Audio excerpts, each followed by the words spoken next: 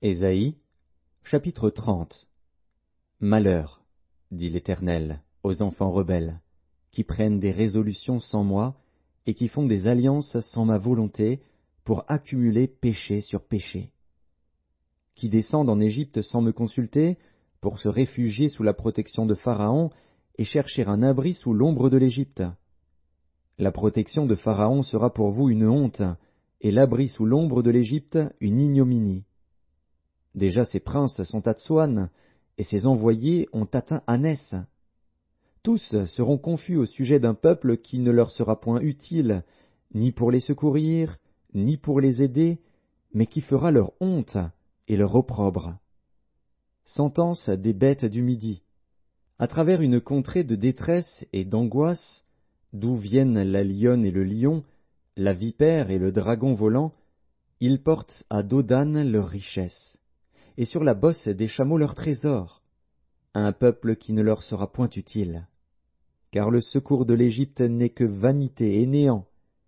C'est pourquoi j'appelle cela du bruit qui n'aboutit à rien. Va, maintenant, écris ces choses devant eux sur une table, et grave-les dans un livre, afin qu'elles subsistent dans les temps à venir, éternellement et à perpétuité. Car c'est un peuple rebelle, ce sont des enfants menteurs, des enfants qui ne veulent point écouter la loi de l'Éternel, qui disent aux voyants, « Ne voyez pas !» et aux prophètes, « Ne nous prophétisez pas des vérités, dites-nous des choses flatteuses, prophétisez des chimères. Détournez-vous du chemin, écartez-vous du sentier, éloignez de notre présence le Saint d'Israël. » C'est pourquoi ainsi parle le Saint d'Israël. Puisque vous rejetez cette parole, que vous vous confiez dans la violence et dans les détours et que vous les prenez pour appui, ce crime sera pour vous comme une partie crevassée qui menace ruine et fait saillie dans un mur élevé, dont l'écroulement arrive tout à coup, en un instant. Il se brise comme se brise un vase de terre, que l'on casse sans ménagement, et dont les débris ne laissent pas un morceau pour prendre du feu au foyer ou pour puiser de l'eau à la citerne. Car ainsi a parlé le Seigneur, l'Éternel, le Saint d'Israël, c'est dans la tranquillité et le repos que sera votre salut, c'est dans le calme et la confiance que sera votre force. Mais vous ne l'avez pas voulu. Vous avez dit, « Non, nous prendrons la course à cheval. » C'est pourquoi vous fuirez à la course. Nous monterons des coursiers légers. C'est pourquoi ceux qui vous poursuivront seront légers. 1000 fuiront à la menace d'un seul, et, à la menace de 5, vous fuirez, jusqu'à ce que vous restiez comme un signal au sommet de la montagne, comme un étendard sur la colline.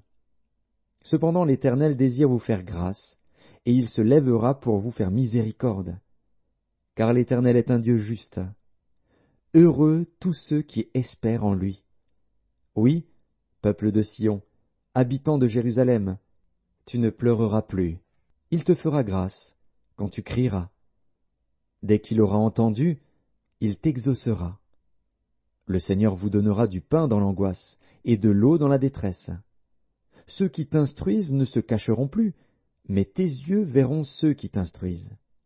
Tes oreilles entendront derrière toi la voix qui dira, « Voici le chemin, marchez-y. » Car vous iriez à droite ou vous iriez à gauche. Vous tiendrez pour souiller l'argent qui recouvre vos idoles et l'or dont elles sont revêtues. Tu en disperseras les débris comme une impureté. Hors d'ici, leur diras-tu. Alors il répandra la pluie sur la semence que tu auras mise en terre, et le pain que produira la terre sera savoureux et nourrissant.